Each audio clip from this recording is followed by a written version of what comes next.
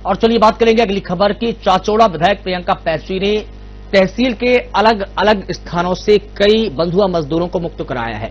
आपको बता दें कि तहसील के अंतर्गत स्थानों पर मिले बंधुआ श्रमिकों को मुक्त करवाए जाने की कार्रवाई की है। अच्छे से इलाज करवाने, दैनिक क्रियाओं में उपयोगी वस्तुओं को प्रदान करने समेत उन्हें सुरक्षित उनके घर तक पहुंचाने के आदेश भी दिए हैं।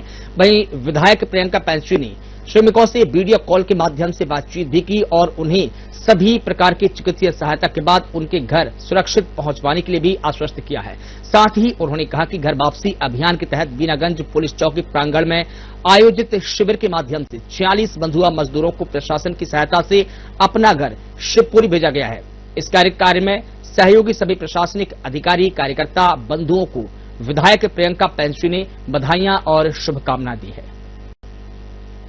और इस पूरी खबर पर अधिक जानकारी देंगे, अधिक बात करेंगे हमसे विधायक प्रियंका पैंची जी हमारे साथ में जुड़ गई है। मैडम, आपका बहुत स्वागत करूंगा। लेकिन आपकी एक सराहनीय पहल उन 46 बंधुआ मजदूरों के लिए एक आजादी लेकर आई। अब वो सभी आजाद हो चुके हैं, क्या कहेंगी आप? जी, मैं सर्वप्रथम तो आपको प्रणाम करती हूँ और धन्यवाद मैं आपको सभी को, मीडिया बंधुओं को देती हूँ, क्योंकि दैनिक भास्कर में ये खबर छापी गई थी और हमने जब देखा तो तुरंत हमने इस चीज पे संज्ञान में ये चीज लेते हुए हमने प्रशासन से बात की जी। और प्रशासन से मदद के लिए बोला कि जितने भी ऐसे लोग हैं जिनकी मतलब की मानसिक स्थिति ठीक नहीं है या कहीं मतलब इस तरह से रह रहे हैं बंधुआ मजदूर बन करके, या जिस तरह से भी इनको काम करवाया जा रहा है डरा धमका करके, तो इनको किसी भी अपने गोपनीय तरीके से एक अपनी टीम गठित करके और इनको लेके आया जाए और जिन्होंने ये कृत्य किया है उन पे कड़ी से कड़ी कार्रवाई की जाए और इनको सुरक्षित अपने घर पे भेजा जाए। जी बिल्कुल, लेकिन आपसे ये भी जानना चाहूंगा कि ये जो 46 मजदूर मिले हैं ये सिर्फ चाचौड़ा जो तहसील है उसी के अंतर्गत मिले हैं या गुना जिले के अन्य स्थानों पर भी मिले हैं या अन्य जिलों में भी मिले हैं? कहां से प्राप्त हुए हैं, किनके यहाँ मजदूरी करते थे और कितने दिनों से उन्होंने बंधुआ करके रखा हुआ था?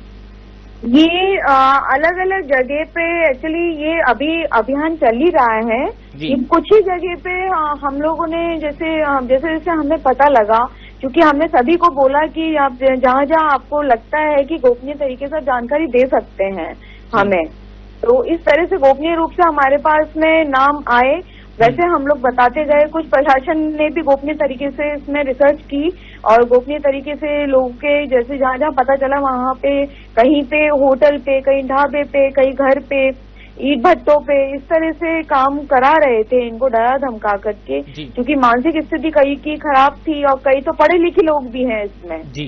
तो कहीं ना कहीं ऐसा लगा कि एक मानवता के तौर पे मतलब हमारा ये कर्तव्य बनता है, क्योंकि हम इंसान हैं, तो अपना सर्वप्रथम तो ये है कि इंसानियत नहीं भूलनी चाहिए जी। बिल्कुल, तो हमने पूरा मदद की, प्रशासन ने भी हमारा पूरा साथ दिया है, पूरा मतलब इतना अच्छा हमें मतलब एक मतलब प्रशासन के द्वारा एक फिर से एक उम्मीद जगी है जी। बिल्कुल, समाज में एक नई हम कहें तो एक नई चेतना के साथ में कि अगर कंधे से कंधा मिला करके प्रशासन के साथ में, चाहे नेता के साथ में, चाहे वहाँ की कार्यकर्ता हो, चाहे वहाँ की जनता हो, मिलकर के अगर कोई कार्य करते हैं तो वो निश्चित ही पूर्ण होता है जी। बिल्कुल, और लगातार साधना न्यूज ने भी इन खबरों को प्राथमिकता से प्रसारित किया है। अब जो आरोपी है, जिन लोगों के यहाँ जो बंधुआ मजदूर थे, उनके ऊपर क्या कुछ कार्रवाई की जा रही है प्रशासन की तरफ से और स्थानीय पुलिस प्रशासन की तरफ से?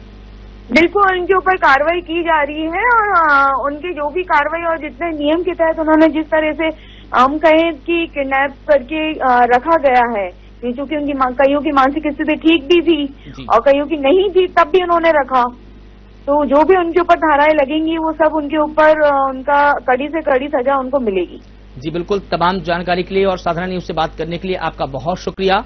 तो चाचौड़ा विधायक प्रियंका जी भी हमारे साथ में अभी मौजूद थी। उन्होंने कहा है कि जिन लोगों के यहाँ पर इन मजदूरों को बंधुआ करके रखा गया था, किडनैपिंग के तहत भी कार्रवाई की जाएगी, जो भी कानूनी प्रक्रिया रहेगी उसके माध्यम से उन लोगों पर कार्रवाई की जाएगी। हालांकि खबर तो यह भी है कि उन सभी आरोपियों के ऊपर एफआईआर दर्ज कर ली गई है।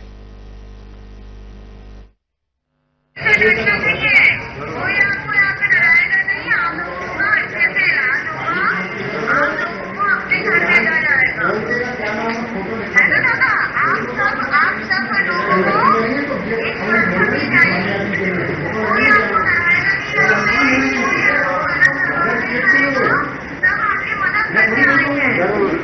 मैं तो ऊपर वाले भगवान को जरूर प्रार्थना करता हूँ, इसमें आपकी और ये तो मेरा भगवान का सहारा था।